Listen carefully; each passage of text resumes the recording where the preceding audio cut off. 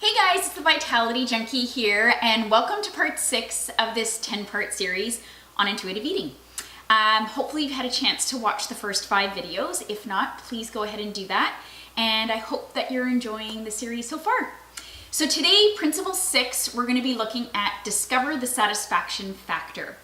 And when you really think about some countries that do this really well, for example, Italy or Japan, they spend a lot of time enjoying their food, and eating for them has become part of their culture, and it's a time of enjoyment, it's a time of gathering, it's a time of being social and being together and enjoying the food and enjoying the company.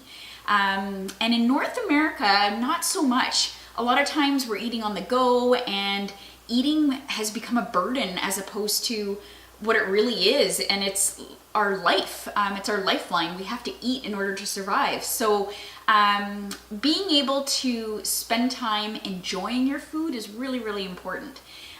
So how do you do that? How do you discover the satisfaction factor? Well, number one, bringing awareness to your food and seeking pleasure in eating. So when you can, and I know it's hard, but when you can, creating an environment that allows it to be pleasurable. So instead of, eating by yourself in an office somewhere with the doors closed, take 10 minutes to go outside and enjoy the weather, or find someone to have lunch with, and seek pleasure in the environment that you're going to be eating in as well, and the company. Number two, figure out what it is you really want to eat and eat that food.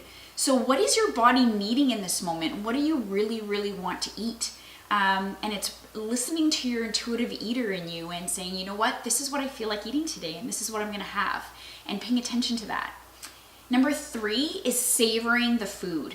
And this is really important. This is taking time to really pay attention. Again, practicing mindfulness, paying attention to what you're putting in your mouth. I can't tell you how many times I've eaten something like a dessert or a really good meal, but I've eaten so fast, or I've been on autopilot not paying attention, that all of a sudden it was gone and I didn't even get to enjoy it. And I was really looking forward to having it.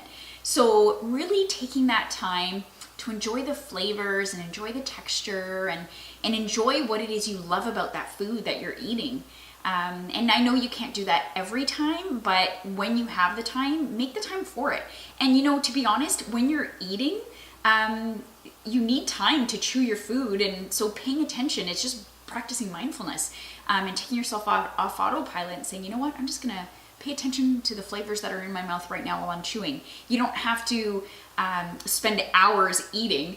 You can still have a quick meal, or have a normal regular lunch, or dinner, but still enjoy it.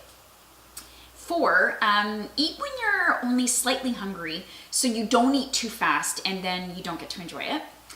Number 5 is to make your environment where you're going to be eating an enjoyable environment. So you want to ensure that when you're eating at your dinner table or eating in a restaurant, that you're avoiding tension or fights, saving any difficult conversations for another time, and making food just about enjoying that moment and enjoying the food that you're eating and the company that you're with. Number 6 is to enjoy a variety of foods. So don't force yourself to eat foods that you don't like, and enjoy the foods you do like. But one tip I do have is, if there's foods that you absolutely think that you don't like, try a different way of eating it.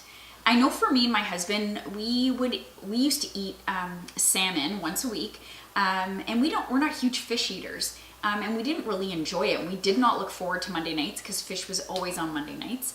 And it wasn't until we found a really good recipe, a very simple recipe, of marinating it with honey and soy sauce.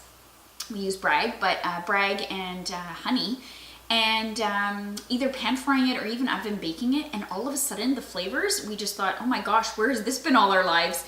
So we forced ourselves to eat salmon for years because we didn't enjoy it, and now we actually enjoy and look forward to Monday night salmon nights because we've learned how to cook that food.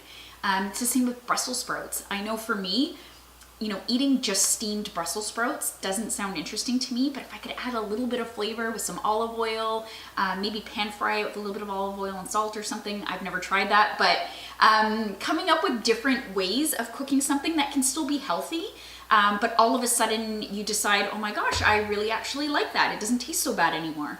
But if you absolutely hate kale and you're forcing yourself to eat kale salads all the time, don't eat it. Just eat another green. There's lots of other healthy options for you. You don't have to force yourself to eat that. And lastly, it's not going to be perfect all the time.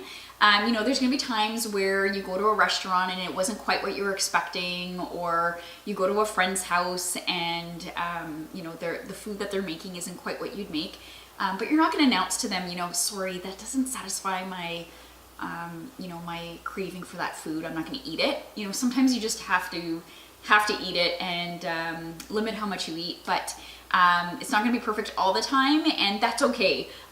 You can just make sure that for the most part, most times, you are discovering the satisfaction factor and enjoying the foods that you're eating. I hope you enjoyed this video, and we'll see you for the next one.